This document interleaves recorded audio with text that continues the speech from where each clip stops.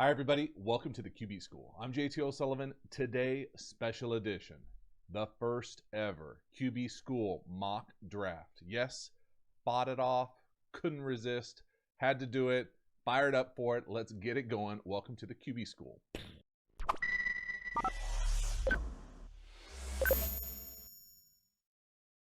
Okay, before we jump into the list, let's frame the context of this list because this list is not the normal mock draft. And what I mean by that is I'm not going to tell you what number pick these quarterbacks are going to go in the draft. I'm not going to tell you what organizational fit, what the scheme fit is, what the coach fit is, what the developmental, project is for some of these guys. This is more the quarterback school list. And what I mean by that is this is where the order that I would take them of the quarterbacks that I watched, and I didn't watch every single quarterback and I didn't watch every single game, but of the quarterbacks that I watched that are available on this channel and through the Patreon community, this is the order that I think the quarterbacks deserve to be picked at.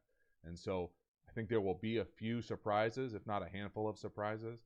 But for me, this is where I would pick them. If I just had a blank list and I was building the team and I needed a quarterback and these were the people available, this is the order that I would select them. So a little bit different than the normal mock draft, trying to fit people into slots and needs and things like that. This is strictly based on the tape, based on the evidence, based on the, career of work where I think they deserve to go and where if I was a decision maker, I would pull the trigger. So let's dive into it. Welcome to the QB School mock draft. All right, starting off first, we'll go from 10 to 6.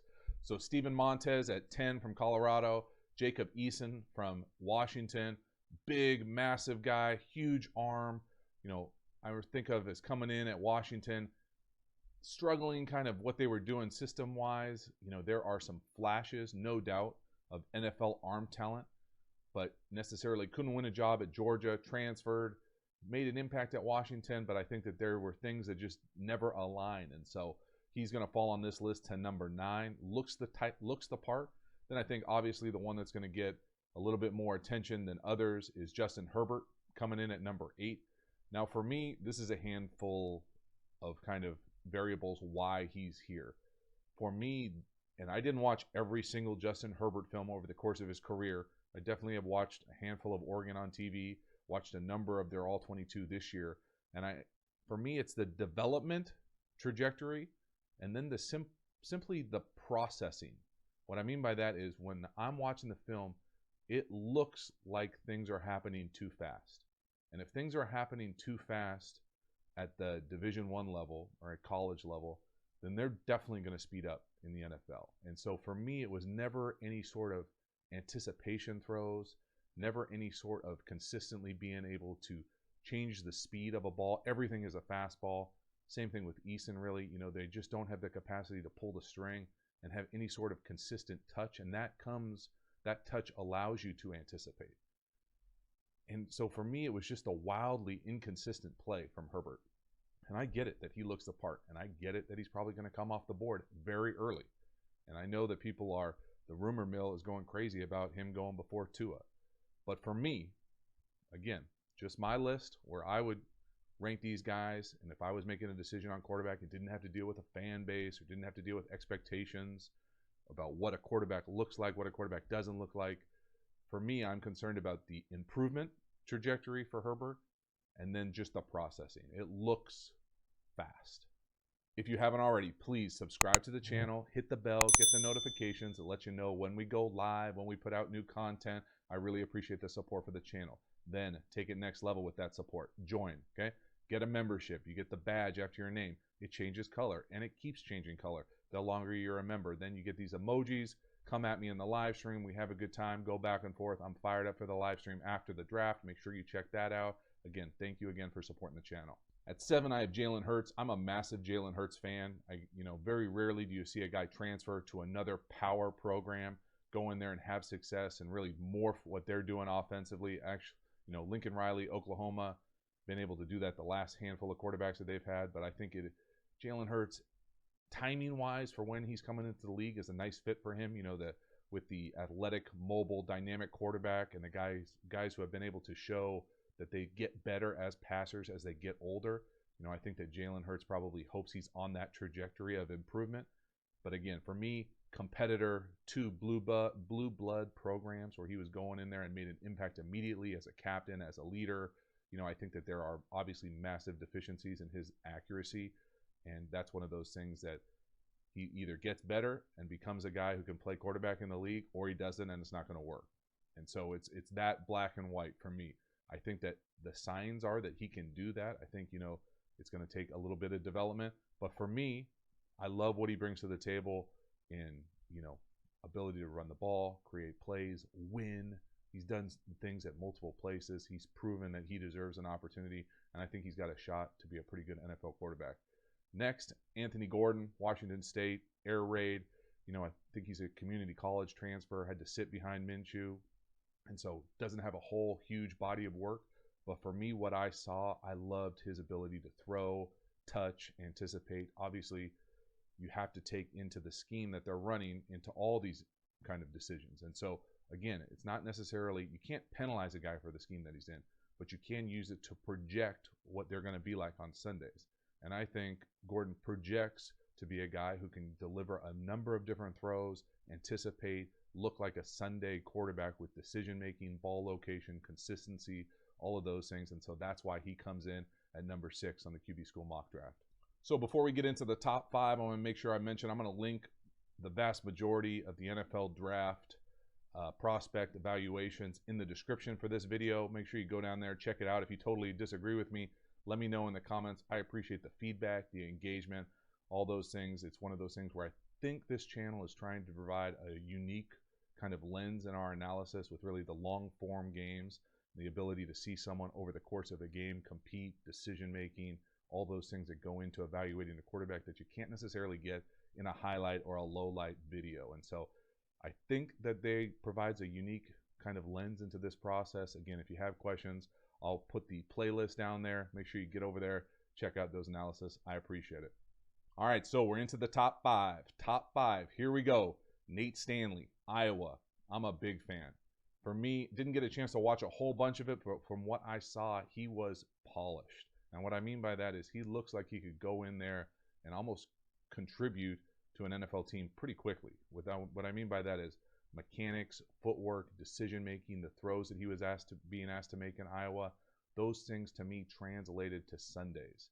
And so will it happen? Who knows? So much of this depends on luck, placement, what team you go to, organization, timing, coaching, all those things. But for me, when I'm watching Nate Stanley's film, I'm looking at it thinking, oh, we could make that guy work on a Sunday. And he looked surprisingly to me as someone who's I haven't heard that much about, someone that I think could make a difference and make a team and make a long career in the league by being a decision maker, delivering the ball accurately, consistently as a polished quarterback in the league on Sundays. Next up, Jordan Love, Utah State. Okay, this is kind of for me the wild card. Again, I didn't get a chance to watch a whole lot of Jordan Love. What I did see and what you keep hearing, obviously, is this flashes of kind of greatness with the highest ceiling, those type of things. And there are flashes of that. I think for me, it's hard. I'll be honest with you. It's hard for me to put him even here. I think I put him here because he has such a high upside. And if you're going to roll the dice, I'm going to roll the dice as the 4 hitter, not necessarily the top 3 guys, but someone who can go in there and have a huge upside, make some plays if he falls into the exact right situation and gets better. There's no reason why he can't get better. But that idea that you're going to come out of the Mountain West, you're going to be a second team all Mountain West guy, and you're going to come in and be a star in the NFL, usually just doesn't translate. And I'm not saying it's not impossible, but for me, it's a tough jump. And so, yes, there are flashes. Yes, he has an amazing arm. Yes, he makes some crazy plays, but he's also turns the ball over. He's also a little inconsistent for me. And so those things are things that are tough to overcome over the course of a career on Sundays. And so I hope he goes in there, falls into a great situation, and blows this evaluation out of the water. But for me, he lands on the 4 spot. Next, Jake Fromm, Georgia, guy who's had a lot of success in Georgia for a long time, been a long-time starter, beat out Jacob Eason, beat out Fields at Ohio State now. And so he's withheld the competition. It wasn't great this year necessarily scheme-wise, offensively, and what they were asking him to do in Georgia. But for me, he's a proven winner.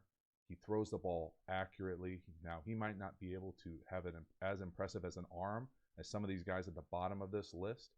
But again, for me, arm talent probably doesn't rank as high as it does for other people. Now, that might be my own bias because that's probably where I fell in the world of quarterbacking. But again, if you can make all the throws and you understand decision making and timing and anticipation and the intent of concepts, which I think he does, I think he's got a chance to be really successful. Now, is he going to walk in and be a starter right away on an NFL team or compete for a starting job? Probably not. But if he gets an opportunity, when he gets an opportunity, I think he's going to be in the league for a really long time. I think he's got a chance to be really good with what he's shown over the course of his long career, to be able to win, to deliver the ball accurately, to make good decisions, even if there is a Rubik's Cube in his hand. I think those things are coachable. Those coaches get paid to coach too. And so there's an element of, fine tuning that will happen in the league for him with his fundamentals. But again, the decision making, the evidence, the processing that he makes in the pocket, I'm a massive fan of. All right, now we're at 1 and 2. And so this one's obviously going to take a little bit of explanation. I'm going to rank Tua ahead of Joe Burrow, and I think it deserves a little bit of explanation.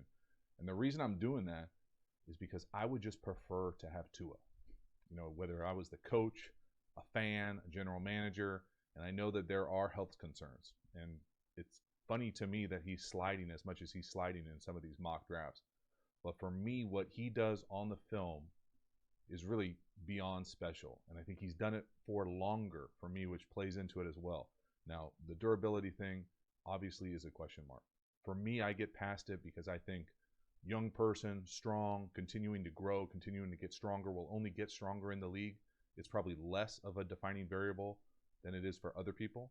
And that's just my decision with it. I think he's that special from what he does. I also think it hurts him a little bit to be left-handed just because it looks different to people. People think you have to change systems or anything like that. But for me, the throws that he has on film over the course of many years at the absolute highest level are really special. And so that's the kind of the reason that I put him there. The anticipation, the accuracy, the ability to create when he can, the ability to fight through injury, to compete, those type of things separated him for me from the magical season that Joe Burrow had last year. And it really was a magical season. And I think, it's like this. It's not necessarily like Tua's this much better, and I'm for sure that that's the case. I'm just saying, if I was in a vacuum and I didn't have to deal with any fan bases or any sort of blowback, I would draft Tua first. And so Joe Burrow is still going to be has the potential to be a great professional quarterback. But for me, beyond the magical 1 year, and let's acknowledge what it was a great year, if not the greatest year ever in college football for a quarterback. But it was 1 year, and he had to transfer to play. He couldn't beat out Dwayne Haskins, who went 15th. So for me, that plays into it. It really does. And I get it. He's a competitor. I get it that he's a multi-sport stud. All those things are great things. They really are. But for me, the body of work of Tua is better than the body of work of Joe Burrow. And so I think the projection, I think Tua is a little younger.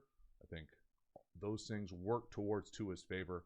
And those were kind of the separating factors for me. I think, you're really splitting hairs here. But I really would. I think it's important because sometimes I think the media noise of this process of the draft just kind of makes it seem like it's the obvious choice. And when we look back on it 5 years later, we're like, why was this the obvious choice all the time? And I think it's easy, when you go retrospect about like drafts in the past, like it doesn't seem like that was the best decision at the time. Well, it feels like there's no choice because it's such the obvious choice. And everybody acknowledges that he's the best, he's going to go number one. And for me, that's just not the case. Now, did I watch every single snap of both their careers? No. But I watched a lot of snaps and spent a long time kind of thinking about it, diagnosing it, and really I've kind of felt this way for a long time. And I understand that Tua's slidden down for a handful of different reasons. But for me, if I was picking a quarterback that I would want for my franchise, didn't have to deal with any sort of repercussions, Tua's a decision. So hopefully y'all enjoyed the video. Out on a limb here doing one of these lists. We'll see if it comes back to bite me in a few years. But I feel pretty good about it. Hopefully you enjoyed it. Let me know what you think in the comments below. Again, I appreciate y'all for watching, supporting the channel, and I will see you next time.